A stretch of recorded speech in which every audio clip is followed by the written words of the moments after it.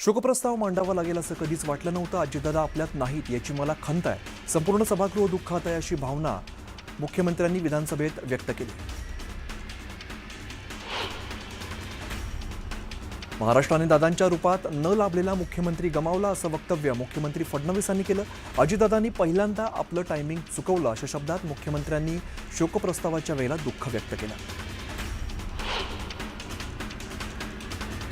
विधानसभेच्या अर्थसंकल्पीय अधिवेशनात अजित पवार यांच्या निधनाबाबत शोकप्रस्ताव सादर केला. यावेळेला अजित पवारांच्या आठवणीत रोहित पवारांना अश्रू अनावर झाले. काकांच्या आठवणींना रोहित पवारांनी उजाळा दिलाय. ब्लॅक बॉक्सचा फोटो आमच्याकडे आलाय. तो किती जळालेला आहे याची माहिती आमच्याकडे आहे. मात्र केंद्रीय यंत्रणा कसा तपास करतायत हे आम्ही बघतोय असं म्हणत रोहित पवारांनी सूचक इशारा दिलाय.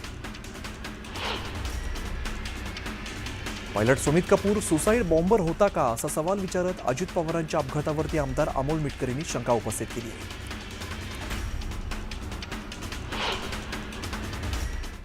एक महत्त्वाची बातमी आपण बघूया. अजित पवारांमध्ये मुख्यमंत्री पदाची क्षमता होती. महाराष्ट्राला चांगला मुख्यमंत्री मिळाला असता अशी भावना मुख्यमंत्री फडणवीसांनी व्यक्त केली आहे. तर महाराष्ट्राने अजितदादांच्या रूपात न लाभलेला मुख्यमंत्री गमावला असंही मुख्यमंत्री फडणवीस म्हणाले.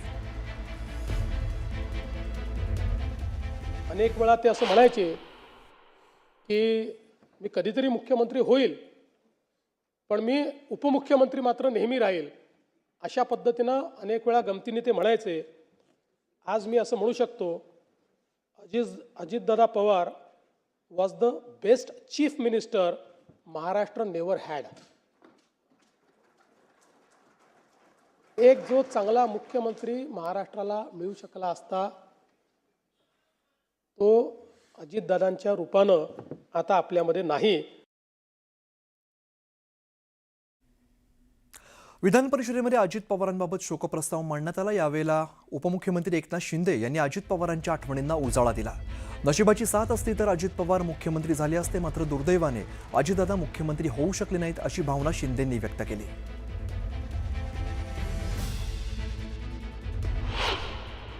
दुर्दैवाने दादांना मुख्यमंत्री होता आलं नाही. दादांनी त्यांनी आपल्या मिश्किल शैलीत तिथं बोलूनही दाखवली. ठाण्याच्या गडकरी रंगायतांमध्ये नशिबाने साथ दिली असती तर भविष्यात ते मुख्यमंत्री झाले असते.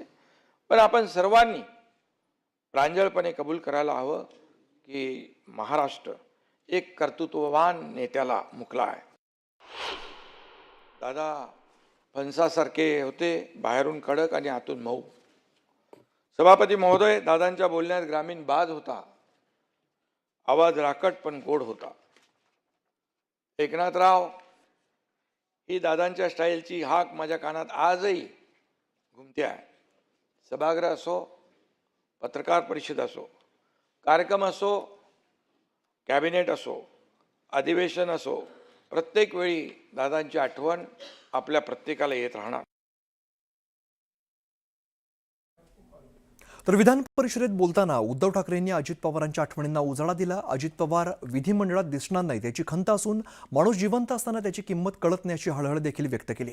दादांची बदनामी करणारेच आता हळहळ व्यक्त करतायत असं म्हणत त्यांनी सत्ताधाऱ्यांना देखील टोला लगावलाय. अजितदादांसारखा एक सहकारी ज्यांनी एक धक्का दिला होता आणि आपल्यासोबत उपमुख्यमंत्री म्हणून बसणार, हे थोडंसं त्यावेळेला नाही म्हटलं तरी अनपेक्षित होतं. पण जसजसं कामकाज सुरू झालं तेव्हा मला कळलं,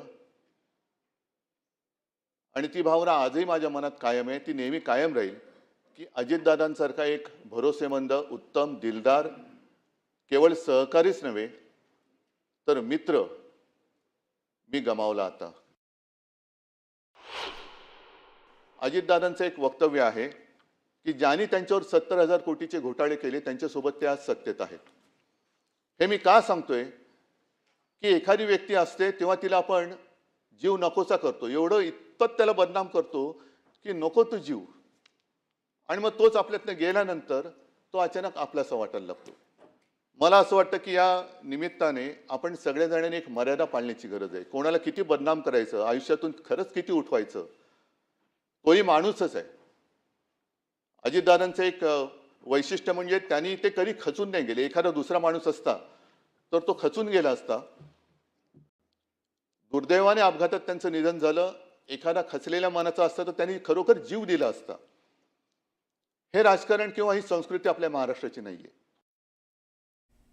आता बघूया उर्वरित बातम्यांचा वेगवान आढावा.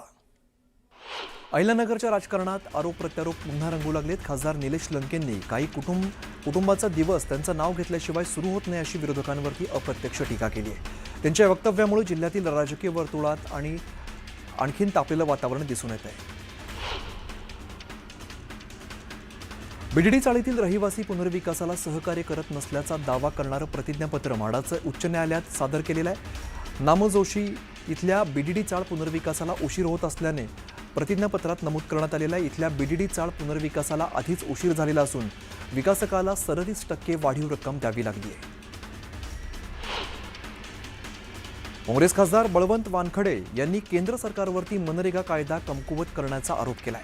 अमरावतीच्या मेळघाटातील 40,000 मजुरांच्या हक्कासाठी वानखेडेंच्या नेतृत्वात मनरेगा बचाव यात्रा काढण्यात आली. त्यांनी मजुरांच्या न्याय हक्कासाठी संसदेपासून रस्त्यांपर्यंत लढण्याची ठाम ग्वाही दिलेली आहे आणि मजुरी 400 रुपये प्रतिदिन आणि 100 दिवसांच्या रोजगाराची हमी कायम ठेवण्याची मागणी केली आहे. मुंबई महापालिकेचा यंदाचा अर्थसंकल्प 25 फेब्रुवारी रोजी सादर होणार आहे. मागच्या 9 वर्षात अर्थसंकल्पात जवळपास 50,000 कोटींची वाढ झालेली आहे. त्यामुळे यंदाचा अर्थसंकल्प 80,000 कोटी रुपयांचा टप्पा ओलांडण्याची शक्यता वर्तवली जाते. धाराशिव जिल्हा परिषद सदस्यांची कर्नाटक सहल सोशल मीडियावरती चर्चेत आली. प्रायव्हेट जेटने नवनिर्वाचित सदस्यांना घेऊन 3 स्टार हॉटेल आणि जंगली सफारी आणि ओम बीच गोकर्ण या ठिकाणी मुक्काम करणं नागरिकांच्या मनात प्रश्न निर्माण करत आहे. धाराशिवमधील सत्ता स्थापनेसाठी विमानवारीवरून सुद्धा चर्चा सुरू झाली आहे.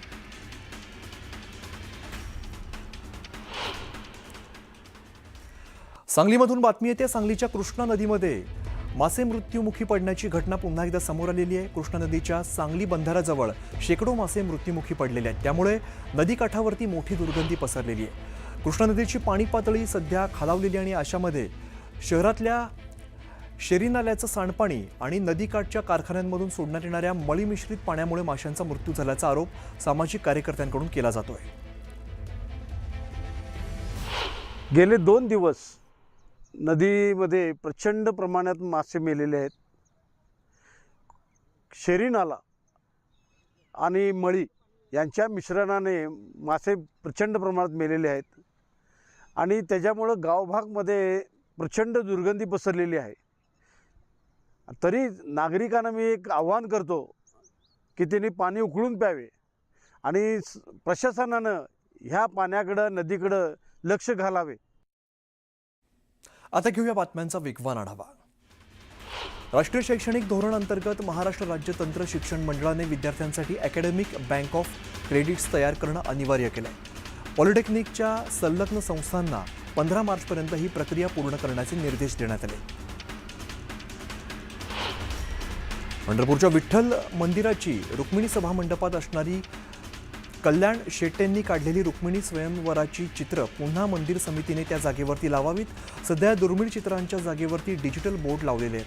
त्यामुळे चित्र नक्की मंदिर समितीने कुठे ठेवलेत याचा खुलासा करून ती चित्र पुन्हा लावावीत, अन्यथा महर्षी वाल्मिकी संघाच्या वतीने आंदोलन करण्यात येईल असं गणेश अंकुशराव यांनी इशारा दिला आहे. केंद्रीय मंत्री पियुष गोयल यांच्या पुढाकारातून कांदिवलीतील अटल बिहारी वाजपेयी कौशल्य विकास केंद्र या ठिकाणी चर्मकार समाजातील युवकांसाठी लेदर फुटवेअर उत्पादन कौशल्य प्रशिक्षण कार्यक्रम सुरू करण्यात आला आहे. 27 जानेवारी ते 24 फेब्रुवारी 2026 दरम्यान 20 प्रशिक्षणार्थी आग्रामधील सेंट्रल फुटवेअर ट्रेनिंग इन्स्टिट्यूटच्या तज्ज्ञांकडून डर्बी शूज, सँडल्स आणि स्लीपर्स निर्मितीचं प्रशिक्षण घेत आहेत. मुख्यमंत्री समृद्ध ग्रामपंचायत अभियानांतर्गत कार्ला गावामध्ये ग्रामस्थांनी शिवकालीन तलावाची स्वच्छता करत इतिहासाला नवसंजीवनी दिली आहे. तलाव परिसरातील केरकचरा हटवत त्यांनी पर्यावरण संवर्धनाचा संदेश दिलाय. इतिहास जपला तरच भविष्य उज्ज्वल या भावनेतून कार्ला ग्रामस्थांनी तलावाच्या जतनाचा संकल्प केलाय. पंतप्रधान सूर्यघर मोफत वीज योजनेमध्ये छतावरील सौर प्रकल्प बसवताना तुमच्या वापरानुसारच महावितरणकडून परवानगी देण्यात येते. या निर्णयामुळे सौर प्रकल्प बसवणाऱ्या कंपनीच्या 60% ऑर्डर जादा क्षमतेतून कमी क्षमतेवरती आलेल्या आहेत. तर ग्राहकांची जादा क्षमतेची रास्त गरज असल्यावरच तपासणीनंतर मंजुरी देण्यात येते. कंपनीच्या दबावामुळे ग्राहकांचं नुकसान होऊ नये यासाठी हा निर्णय घेण्यात आल्याचा दावा महावितरणनं केला आहे. प्रलंबित मागण्यांसाठी राज्यात पुन्हा एकदा लाल वादळ धडकणार आहे. अजित नवलेंच्या नेतृत्वात उद्या राजूर ते अहिल्यानगर असा 148 किलोमीटरचा भव्य शेतकरी लाँग मार्च निघणार असून प्रशासनासोबतची बैठक निष्फळ ठरल्यामुळे हजारो आंदोलक जिल्हाधिकारी कार्यालयावरती धडक देणार आहेत. काँग्रेस खासदार बळवंत वानखडे यांनी केंद्र सरकारवर मनरेगा कायदा कमकुवत करण्याचा आरोप केला आहे. अमरावतीच्या मेळघाटातील 40,000 मजुरांच्या हक्कासाठी वानखडेंच्या नेतृत्वामध्ये मनरेगा बचाव यात्रा काढण्यात आली. त्यांनी मजुरांच्या न्याय हक्कासाठी संसदेपासून रस्त्यापर्यंत लढण्याची ग्वाही देखील दिली. माथेरानमधील हात रिक्षा कायमस्वरूपी बंद करून ई रिक्षांच्या माध्यमातून पुनर्वसन करावं असे आदेश सर्वोच्च न्यायालयाने दिलेत. राज्य सरकारकडून अद्याप कोणतीही ठोस कार्यवाही केलेली नाहीये. या पार्श्वभूमीवरती संतप्त ई रिक्षा चालकांनी आजपासून बेमुदत बंद पुकारलाय. माथेरानकरांच्या मुळावरती उठलेली सनियंत्रण समितीच बरखास्त करावी अशी मागणी श्रमिक रिक्षाचालक मालक सेवा संस्थेनं केली आहे. मुंबईतील वाढत्या प्रदूषणाच्या मुद्द्यावरून आदित्य ठाकरेंनी पालिका आयुक्तांना पत्र लिहत आक्रमक पवित्रा घेतलाय. शहरातील खासगी बांधकामांना किमान 1 आठवड्याची स्थगिती देण्याची मागणी त्यांनी केलेली आहे. वाढत्या धुक्यामुळे मुंबईकरांचं आरोग्य धोक्यात आल्याचा इशारा केलाय.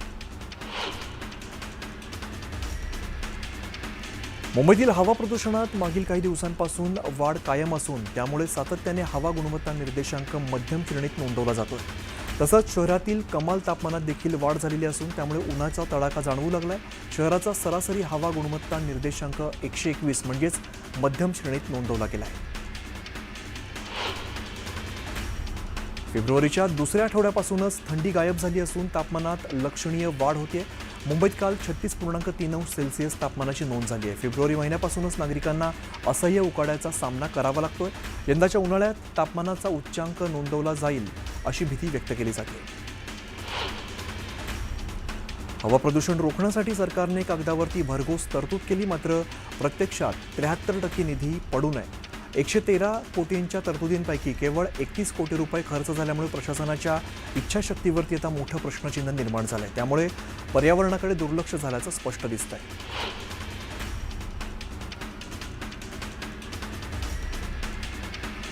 निफाडमधून बेपत्ता झालेला तरुणाचा चांदवडमध्ये निर्घृण खून झाल्याचं उघडकीस आलेलं आहे. शदाब तांबोळी या तरुणाचा मृतदेह नदीमध्ये आढळलेला असून धक्कादायक म्हणजे त्याचे हातपाय आणि कमरेला जड डंबेल्स बांधलेले होते. या क्रूर हत्याकांडामुळे संपूर्ण नाशिक जिल्ह्यामध्ये खळबळ उडाली असून निफाड पोलिसांनी या खुनाचा गुन्हा दाखल केला आहे.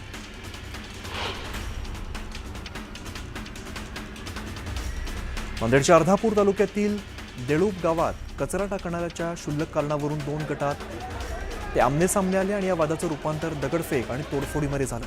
जमावाने गावात मोठा धुडगूस घातला. पोलिसांनी तातडीने धाव घेत परिस्थिती नियंत्रणात आणली असून सरपंचासह 69 जणांवरती गुन्हा दाखल केला आहे.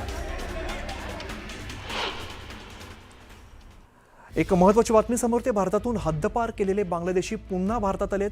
मुंबईतील जुहू खार या परिसरामध्ये धक्कादायक प्रकार उघडकीस आलेला आहे. पोलिसांनी अटक केलेल्या दोन्ही बांगलादेशी या महिला आहेत. एक महत्त्वाची बातमी आपण बघतो. भारतातून हद्दपार केलेले बांगलादेशी पुन्हा भारतात दिसत आहेत. मुंबईतील जुहू खार परिसरातील धक्कादायक प्रकार हा उघडकीस आलेला आहे. पोलिसांनी अटक केलेल्या या दोन्ही बांगलादेशी महिला आहेत.